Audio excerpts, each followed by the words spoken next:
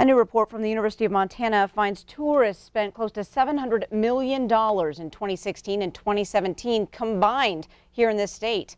MTN's Medeiros Babb looks at the positives and negatives of Montana's tourist tax. I think we cannot discount tourism and the part that it plays in the contribution to our economy. Gallatin County ranks #1 in Big Sky country when it comes to non-residents pulling out their checkbooks.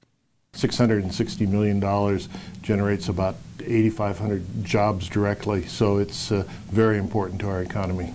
Mayor Cindy Andrus believes Bozeman is the driving force in that equation. I think Bozeman is particularly an economic engine in our county, and we certainly have a lot to offer when it comes to those amenities.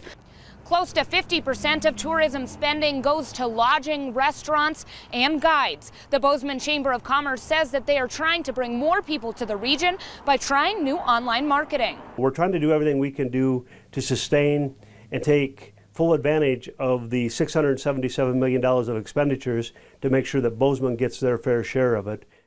But along with positives come negatives, like the wear on the infrastructure burdened by local residents through property taxes. These negatives have propelled local governments to look at implementing a local sales option tax.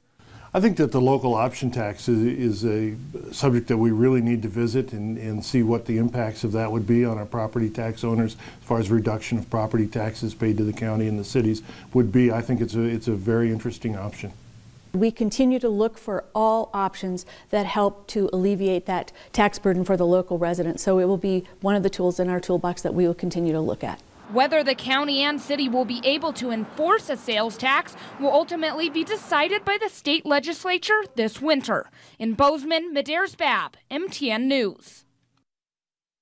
Thanks so much, Medeiros. Now, Montana does not have a sales tax, but it does have a 3% resort tax with the goal of allowing communities with small populations and high number of visitors to offset the cost of housing those visitors.